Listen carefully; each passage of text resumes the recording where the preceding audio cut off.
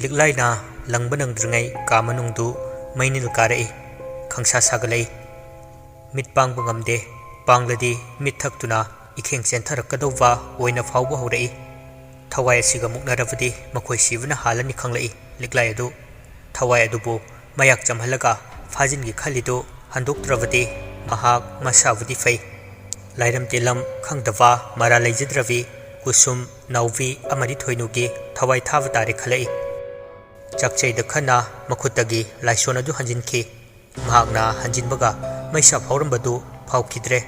थवाय अदुना लिक्लाइबु खाना नंग खंगनी मतागुम सिंगरंबा मानब मओंग लोइनना मफम असि थादोखरे कुसुम होइना खंगद्रबसु लिक्लाइदि खंगलिबनी थवाय वाजना थवाय अदुना पाइखेब माइकै अदु यंगजेहौइ असुक मतिक मयाइ कनबदी अमुक्तसु थेंगनखिद्रे मतौ करमना अइना मसिबु मायोक्नगनी तसेंगना लिक्लाइ थवाय असिबु मायोक्नबा कीबु पोगले असुक कुइबसि असिब थवाय अमतना महाके लाइगी थौरम पांगथोकपम का असि लानसिलक्त्रिबनी अदुबु मानमी पाइरिबसि महाके नाक्ता लाक्लगा अवाब कोकचेरनि खना वखल नुंगाइना लाक्लिबा मचे थोइनु कुसुम अमदि नौवीकी मफमदा चिनबाल कांगथोकते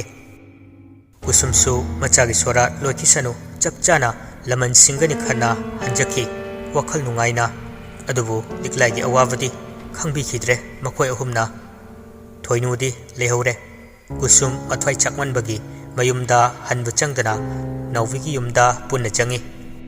कुसुमदु फमथबगा मफी कली सौसौलांगना अयिंगबी अमदि मचानुपी अनिबु चैबा हौरई मचानुपाबुसु चुमना ngángदे कदाइदगी होचिलगा कोइरिबा नुपीनो ममित तांगबा मनापंगबमक्ति नतेदनामा मीना ngángनबु खरदी तारमगनी कयामुक यामना मसक फजरदना ngáउरिबनु खंगद्रे नुपीनी कोइबे यारे काइन उरगा कोइसिलमिनने कनानु करिनोसु सुक्ति थिगलोय मकोक्तुबु संथियान ब्राबा माबु लाई सनबी लाई हरावगी अमाइबी मकोक ओइरिबी तिनकी लाइकिदब मखै ngakpi अमाइबी अफाउबिदुन पोकपा मचानुपी कयाम जुगो चारम दौरिगे इचा सिसु माइ तोसिलगा फाबिरबने असुक यामना फटबा ममा मचासिबु इचा अतोनबबुसु हिंगथथथपा हौजिक पेंद्रदुना खुद थाजिनबा लेप्त्रिबा करी चलमदाइ हाइरपदुबु नुपीदुना पिरकपा जंत्र फावबा मख्वांग सिरमबा असिदबु अइबु थवाइसे पोकपोकचा एमी अइ मी हानिंग पोए खुद थांग पाइरगरे मतुप मतुप कथनिंगे ममितगी मपीसु पोप चेंथरिबनी नौवीसु मनमगी मतौ येंबा ngamdre लिक्लाइ मपीताना कुसुमगी अवाब सरु यहौरिबनी पेंदव कयागा लोइनना कुसुमदु कपngang तौबु लेप्त्रि नखोइगी नमानचा अइना ngasi फंगिबा मैचाक सिदगी तादबा अवाब कया कोकथक्ता नंथबो ओयो ममा अमगी मिचै फंगदबा कनासु लेतबनी अइगी इचाबु नखोइना खुदुम चन्नबा होनरिबदु कुसुमना माइ पाखलोय नखोइना थाबा हौरपु खुनि अइसु मदुदगी तादना हनगनी नौवीना इनमा अखोइ नोंदाइरंबसे नुपीदुगु उनहनगनु हाइरकपदु ngamnabo honasiko kusum kablambadagi jableplaga mapi taithoi aduga sathivi nupi amagi saklonda karigi unahandoiwa nupi adugi maming phawwa kauhangani ai kusumne pet lawi khumit khudangi maibi machamana lakjaba yabra macha nupi oina aina soidana mathwai thatkani masingamdrawa ai ming hongani inama thengnabu wagani haidaklibaduna kamdowa mana pungen helabrane अहेन बदुदगी अहेन बमा सोइदन लाकनी अमाइ बि अइंग बिगिसु थासी लेरंगनी मा की थासी कुसुम अइना ओहेनगनी नौबी mama अमदि मनेना सानरी Warsi खावना लोइना तारिबनी लोंगना हिबलगा तारबसु करिमता हाइदे मनेना साउरिबसिगी मरम अमदि ममाना वाजरिबसिगी मरम खंगनिंगबसु पोक्ते लिग्लाइसु मिसिंगना सिंगना फत्रबा मतिक मयाइ कल्लबा लाइओइरबा थवाय अदुबु थेंगननबा same साबा हौरे लाई फटवा मतौ करमना ngakthokani loisingani asina chingwa ariba lairik sing thiduna panab honai amaromda sakhangdawa masak mamai khumba misak adusu nongdairembabu soknawa honava lepte irujafam kada nongdairemba tumina mingsel mamangda leplagle kari wakhal khaliwa mitkuptana masagi saktam mingsel taribadu amukta ujadribagi mawongda yengle asumna yinglingai tung oirapna mami sami oina sakpham kairaba musin muwa thawai adu safong lakle dandan gum musi musi nganthok ngansin tawri nongdairem wasu tung onthoi adu bukari su ude manga khai mi leivoi khalubani thawai adu chumna leiram wadagi ꯃꯀꯣꯛꯀ ꯃꯈꯣꯡꯒ ꯑꯣꯟꯊꯣꯛꯅꯔꯒ ꯀꯣꯏꯄꯥꯏ ꯄꯥꯏꯔꯤ masam yauramdaba adu khajik khajik masam hauba haurai haurakliba sam adusu ahingwa tinthrokum mareng mareng koileng lengi amubu machu oirambadagi mai chakfagi machu olakle mareng mareng lengbaduga maibulamaga manare tawribudu nongdairemwadi khajikta fawwa samil fawde ibai thongdu hangdorai nongdairemwana thonglon sinbada jethaudre aduna namlubada hangdorakpani nongdairemwana onthoraktringai khava mamit ngorong ngorong ongkhatkre masa thak thak nikle khavna toribadu mingseldagi uvana nongdairemwa pakhana laurai aduga khabu buchetna konsili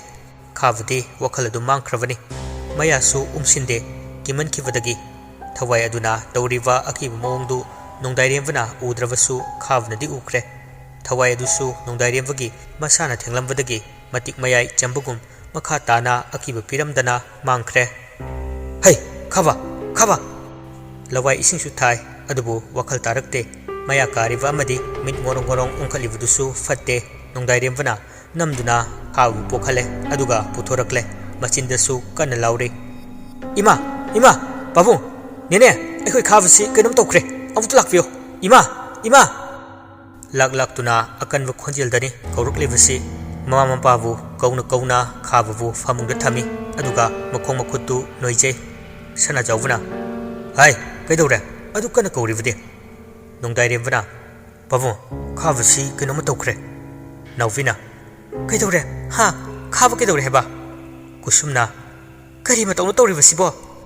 makhong makhut chaptingi khaba mayasu kathukliba amadi mamit onkhaliba du ubada ahal ahumdu khavgi nakta famthai aduga makhong makhut tap tap pairi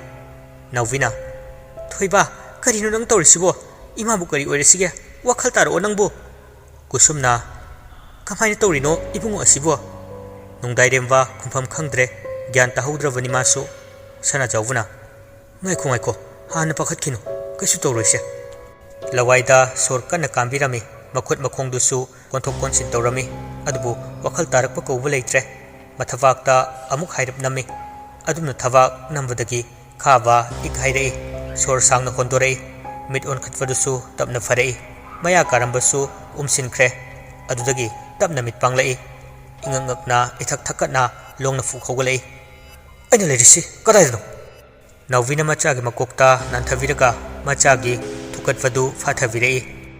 thoiba se pakhat kanu ima leye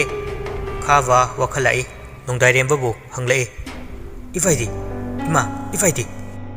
kusumna khaba nawai leye kaidoragi iyabo pakhat kanu se nang mamhalsu leidi nene su leidi sidi iyada kanana su sokpa yaro kusumga nawigadi jingnana yengnai adubu chindi kangthokte liklai ga tanagadabusu sorat loidrivanina khut thektuna khangle nongdairembabu aki akhang pinanawa sanarakliwa thawai adu mafam khangdana mangkhravani firuk khumwa misak adu mayak rakrak chiknai mamit ngangsang ngangkhalai sormapi chaw chawna holi khavadi thukat kivana nongdairembagi nakta pakna changdre kiruk kirukna lone yengi mapukningda asumna sukhali nongdairembabu chingna chingna yenglaga aina thengna kiwa ukivadabu karino aduk mong maril tadaba akivatana yomsin mong aduga ivaina kariso eko ivai sibu nongdairembagi nungwangnaba matawbusu khavna lona kupsen senajai karigumwa khangningbu chingnaba leibagini nongdairembadi manau nupabu mikup khuding ningsingwana yingluba uruba khudingda inawbuga sagonabu ngakta oibana nungaithokpa ngamjade machil manau kaminaba photo chawna theliba frame chanduna thamliba amadi photo album sing yenglaga haukiba punsina nongdairembabu tattana otle inawbugi photo yenglambadagi chena konsilaga mit usinjai aduga tumthakiba khanghaudre nongdairemba mangoi kaioi nongdairembabu inawbana kana kana kaurei tacho kaiginu tummaga leidubo aibu mukta kanbyo tacho phatraba thawai asina aibu otpire ai ima pabung tacho thadokpuna chatpa pamdi asu wabu famsida aina hinglibase tacho nu yenglaga leiba ngamlibro tacho bu nana oibu yamna nungsi aingona khuthabu mi mata lemna tharoi haikibdai aduga kari ngasina nanawu inthokliba tacho nang nabu yam fate aibu min lakcheribase otlibase khangsinade usinade ꯅꯨꯡꯉꯥꯏꯅ ꯇꯨꯝꯃꯒ ꯂꯩꯊꯣꯛꯏ ꯇꯥꯆꯧ ꯅꯪꯅ ꯑꯩꯕꯨ ꯃꯤꯔꯥꯏꯕꯅꯤꯅ ꯑꯩꯅ ꯀꯩꯗꯧꯔꯛꯀꯦ ꯌꯦꯡꯉꯨ ꯑꯩꯕꯨ ꯏꯟꯊꯣꯛꯂꯤꯕ ꯇꯥꯆꯧꯕꯨ ꯂꯦꯝꯅ ꯊꯥꯔꯣꯏ ꯑꯩꯅ ꯋꯥꯔꯤꯕ ꯑꯁꯨꯝꯅ ꯇꯥꯆꯧꯕꯨꯁꯨ ꯋꯥꯍꯟꯒꯅꯤ ꯅꯪꯅ ꯅꯤꯡꯉꯥꯏꯗꯅ ꯇꯨꯝꯂꯤꯕꯗꯨ ꯃꯇꯝ ꯈꯔꯒꯤ ꯃꯇꯨꯡꯗꯅꯦ ꯏꯪꯅ ꯍꯤꯡ ꯁꯣꯏꯗꯅ ꯇꯥꯍꯟꯒꯅꯤ ꯑꯩꯕꯨ ꯂꯠꯅꯕꯒꯤ ꯃꯍꯩ ꯅꯪꯒꯤ ꯅꯊꯛꯇ ꯆꯞ ꯆꯥꯅ ꯂꯃꯟ ꯁꯤꯡꯒꯅꯤ ꯅꯊ꯭ꯋꯥꯏ ꯃꯆꯥꯗꯨ ꯃꯩꯊꯛꯇ ꯉꯧꯒꯅꯤ ꯀꯅꯥ ꯅꯪꯕꯨ ꯀꯟꯒꯅꯤ ꯅꯃꯤꯠ ꯊꯤꯠꯅ ꯌꯦꯡꯉꯨ ꯄꯦꯟꯗꯕ ꯐꯣꯡꯗꯣꯛꯂꯝꯕꯗꯒꯤ ꯏꯅꯥꯎꯕꯗꯨ ꯃꯃꯥꯏ ꯃꯃꯤꯠ ꯃꯆꯦꯠ ꯃꯆꯦꯠ ꯃꯩ ꯆꯤꯔꯦꯠ ꯆꯤꯔꯦꯠ ꯆꯦꯠꯅ ꯀꯥꯏꯔꯛꯂꯦ ꯃꯈꯦꯠ ꯂꯥꯎꯅ ꯀꯥꯊꯣꯛꯂꯒ ꯈꯥꯛꯅ ꯈꯥꯛꯅ ꯅꯣꯡ ꯈꯣꯡꯕꯒꯨꯝ ꯃꯥꯏꯀꯩ ꯃꯔꯤ ꯅꯤꯟꯅ ꯅꯣꯛꯂꯤ ꯑꯌꯥꯛꯄ ꯈꯣꯟꯖꯦꯜ ꯑꯗꯨꯅ ꯅꯣꯡꯗꯥꯏꯔꯦꯝꯕꯒꯤ ꯅꯥꯀꯣꯡꯁꯤꯡꯌꯥ ꯌꯩꯔꯔꯦ ꯇꯨꯝꯂꯝꯕꯗꯒꯤ ꯐꯨꯛ ꯍꯧꯒꯠꯂꯛꯏ ꯁꯣꯔ ꯊꯕꯦꯠ ꯊꯕꯦꯠ ꯍꯣꯜꯂꯤ ꯍꯨꯃꯥꯡꯅꯁꯨ ꯄꯨꯡꯂꯨꯞ ꯂꯨꯞꯂꯝꯃꯤ ꯀꯔꯤꯅꯣ ꯍꯧꯖꯤꯛꯀꯤ ꯃꯇꯧ ꯑꯗꯨꯕꯨ ꯑꯩꯒꯤ ꯃꯪꯂꯥꯟ ꯑꯣꯏꯔꯕ ꯃꯥꯜꯂꯦ ꯋꯥꯈꯜ ꯀꯥ ꯍꯦꯟꯅ ꯈꯟꯖꯤꯜꯂꯨꯔꯦꯗꯅ ꯑꯩꯗꯤ ꯀꯣꯟꯁꯤꯜꯂꯤꯕ ꯏꯅꯥꯎꯕꯒꯤ ꯐꯣꯇꯣ ꯑꯗꯨ ꯌꯦꯡꯉꯤ ꯅꯨꯡꯁꯤꯅ ꯃꯄꯤ ꯏꯔꯥ ꯆꯦꯅ ꯏꯅꯥꯎꯕꯒꯤ ꯃꯥꯏꯊꯣꯡ ꯑꯗꯨ ꯅꯥꯟꯖꯩ ꯏꯅꯥꯎꯕ ꯍꯌꯦꯡꯁꯦ ꯅꯪꯒ ꯑꯩꯈꯣꯏꯒ ꯑꯁꯤꯊꯣꯡ ꯑꯆꯪꯊꯣꯡ ꯑꯅꯤꯒꯤ ꯃꯔꯛꯇ ꯂꯩꯔꯤꯕ ꯎꯅꯕ ꯌꯥꯗ꯭ꯔꯕ ꯑꯀꯥꯎ ꯄꯔꯩ ꯆꯟꯈꯤꯅꯕ ꯂꯩꯔꯣꯟ ꯆꯟꯕ ꯅꯨꯃꯤꯠꯅꯦ ꯑꯩꯅ ꯐꯅ ꯅꯪꯕꯨ ꯅꯤꯡꯁꯤꯡꯂꯕꯁꯨ ꯄꯨꯟꯁꯤꯒꯤ ꯀꯜꯂꯕ ꯍꯤꯔꯣꯏꯒꯤ ꯏꯆꯦꯜꯅ ꯏꯔꯣꯜꯅꯨꯡꯗ ꯑꯗꯨꯃꯛ ꯅꯝꯁꯤꯟꯈ꯭ꯔꯒꯅꯤ ꯑꯁꯤꯕ ꯑꯍꯤꯡꯕ ꯑꯅꯤꯒꯤ ꯃꯔꯛꯇ ꯈꯥꯔꯤꯕ ꯑꯀꯥꯎ ꯄꯔꯩ ꯆꯟꯅꯕꯒꯤ ꯁꯝꯕꯜ ꯑꯗꯨꯅ ꯈꯥꯔꯝꯗ꯭ꯔꯕꯗꯤ ꯄꯨꯟꯁꯤꯁꯤ ꯅꯨꯡꯉꯥꯏꯕ ꯍꯥꯏꯕ ꯄꯦꯟꯊꯣꯛꯄ ꯍꯥꯏꯕꯗꯨ ꯂꯩꯔꯝꯂꯣꯏ ꯁꯤꯈꯤꯕ ꯅꯨꯃꯤꯠꯇ ꯂꯣꯏꯈ꯭ꯔꯕꯅꯤ ꯉꯁꯤ ꯇꯥꯈꯤꯕ ꯄꯤꯔꯥꯡ ꯍꯌꯦꯡꯁꯨ ꯇꯥꯒꯅꯤ ꯑꯗꯨꯕꯨ ꯄꯤꯔꯥꯡ ꯆꯦꯟꯊꯕꯒꯤ ꯆꯥꯡ ꯑꯗꯤ ꯃꯔꯤꯛ ꯃꯔꯤꯛ ꯍꯟꯊꯈꯤꯒꯅꯤ ꯑꯁꯨꯝꯅ ꯎꯆꯤꯟ ꯅꯥꯆꯤꯟꯅ ꯁꯣꯔꯥꯠ ꯐꯥꯎꯕꯗꯤ ꯑꯁꯣꯏ ꯑꯉꯥꯝ ꯌꯥꯎꯗꯅ ꯄꯥꯡꯊꯣꯛꯄ ꯂꯣꯏꯈ꯭ꯔꯦ ꯐꯠꯇ꯭ꯔꯕ ꯊꯋꯥꯏ ꯑꯗꯨ ꯃꯇꯤꯛ ꯃꯌꯥꯏ ꯆꯝꯈꯤꯕꯒꯤ ꯇꯦꯛꯇ ꯀꯥꯏꯗꯅ ꯄꯥꯡꯊꯣꯛꯂꯤꯕꯅꯤ ꯑꯁꯤ ꯑꯅꯥ ꯊꯣꯛꯂꯕꯗꯤ ꯃꯩꯇꯩ ꯈꯨꯟꯅꯥꯏꯒꯤ ꯆꯠꯅꯕꯤ ꯑꯣꯏꯅ ꯆꯥꯛꯍꯦꯟ ꯉꯥꯍꯦꯟꯕ ꯇꯧꯅꯩ ꯃꯁꯤ ꯂꯩꯈꯤꯗ꯭ꯔꯕ ꯅꯨꯡꯁꯤꯔꯕ ꯏꯃꯨꯡ ꯃꯅꯨꯡꯒꯤ ꯊꯋꯥꯏ ꯑꯗꯨꯕꯨ ꯏꯀꯥꯏ ꯈꯨꯝꯅꯕ ꯅꯨꯡꯁꯤꯕ ꯎꯠꯄꯅꯤ ꯍꯔꯥꯎꯕ ꯅꯨꯡꯉꯥꯏꯕ ꯃꯇꯝꯗ ꯉꯥꯅ ꯅꯝꯅ ꯆꯥꯔꯝꯕ ꯂꯝꯗꯝ ꯑꯃ ꯑꯣꯏꯅ ꯍꯧꯔꯛꯈꯤꯕ ꯂꯝꯗꯝꯅꯤ ꯃꯅꯤꯄꯨꯔ ꯑꯁꯤ ꯉꯥ ꯊꯣꯡꯂꯕꯗꯤ ꯍꯔꯥꯎꯕ ꯅꯨꯡꯉꯥꯏꯕ ꯐꯣꯡꯗꯣꯛꯄ ꯂꯣꯏꯔꯕꯅꯤ ꯑꯗꯨꯕꯨ ꯍꯧꯖꯤꯛꯇꯤ ꯃꯗꯨ ꯄꯨꯝꯕ ꯅꯥꯊꯩꯔꯒ ꯁꯥ ꯁꯟ ꯑꯣꯛ ꯌꯦꯟꯅ ꯃꯍꯨꯠ ꯁꯤꯟꯈꯤꯕꯅꯤ ꯍꯤꯡꯗꯨꯅ ꯂꯩꯔꯝꯕ ꯊꯋꯥꯏ ꯑꯃꯅ ꯈꯪꯍꯧꯗꯅ ꯊꯋꯥꯏ ꯃꯥꯡꯈ꯭ꯔꯕꯗ ꯉꯥ ꯍꯦꯟꯗꯨꯅ ꯊꯋꯥꯏ ꯑꯗꯨ ꯀꯥꯏꯅꯕꯗ ꯅꯨꯡꯉꯥꯏꯇꯕ ꯄꯣꯛꯏ ꯍꯥꯏꯕꯗꯨ ꯎꯠꯄꯒꯤ ꯐꯖꯔꯕ ꯆꯠꯅꯕꯤ ꯑꯃꯅꯤ ꯑꯗꯨꯕꯨ ꯑꯃꯨꯛꯁꯨ ꯁꯤꯈ꯭ꯔꯕꯒ ꯑꯍꯤꯡꯕꯒ ꯇꯣꯠꯅ ꯇꯤꯟꯅꯗꯨꯅ ꯂꯩꯕ ꯌꯥꯗꯅꯕ ꯑꯁꯤꯊꯣꯡ ꯑꯃꯗꯤ ꯑꯆꯪꯊꯣꯡꯒꯤ ꯂꯪꯗꯥꯏꯗ ꯅꯨꯡꯉꯥꯏꯇꯕ ꯑꯋꯥꯕ ꯄꯨꯝꯕ ꯄꯩꯁꯤꯟꯗꯨꯅ ꯊꯝꯈ꯭ꯔꯒ ꯍꯤꯡꯗꯕ ꯌꯥꯗꯕꯅ ꯆꯥꯛꯍꯦꯟ ꯉꯥꯍꯦꯟ ꯇꯧꯔꯨꯕꯗꯨ ꯑꯃꯨꯛ ꯍꯟꯅ ꯉꯥ ꯆꯥꯕ ꯊꯧꯔꯝ ꯄꯥꯡꯊꯣꯛꯅꯩ ꯃꯁꯤꯕꯨ ꯉꯥꯇꯪꯕ ꯊꯧꯔꯝ ꯀꯧꯏ ꯄꯣꯠꯂꯣꯏꯕ ꯌꯥꯎꯈꯤꯕ ꯍꯥꯏꯕꯗꯤ ꯑꯁꯤꯕ ꯃꯥꯅ ꯃꯩꯅ ꯇꯨꯝꯗ꯭ꯔꯤ ꯐꯥꯎꯕ ꯁꯪꯈꯤꯕ ꯃꯤꯑꯣꯏꯁꯤꯡ ꯉꯥꯇꯪꯕ ꯊꯧꯔꯝꯗ ꯆꯤꯊꯍꯟꯕ ꯍꯧꯅꯗꯦ ꯁꯥꯒꯩ ꯅꯥꯇꯩ ꯃꯔꯤ ꯃꯇꯥ ꯑꯅꯝꯕꯅ ꯋꯥꯠꯂꯁꯨ ꯇꯧꯅꯗꯦ ꯃꯇꯧ ꯑꯁꯨꯝꯅ ꯏꯅꯥꯎꯕꯒꯤ ꯃꯊꯧ ꯃꯉꯝ ꯄꯥꯡꯊꯣꯛꯄ ꯂꯣꯏꯔꯕꯗ ꯁꯥꯒꯩꯒꯤ ꯃꯤꯑꯣꯏ ꯃꯔꯤ ꯃꯇꯥ ꯃꯔꯨꯞ ꯃꯄꯥꯡ ꯑꯁꯤꯕ ꯃꯁꯥ ꯇꯨꯝꯗ꯭ꯔꯤ ꯐꯥꯎꯕ ꯁꯪꯈꯤꯕ ꯃꯤꯑꯣꯏ ꯑꯃꯠꯇ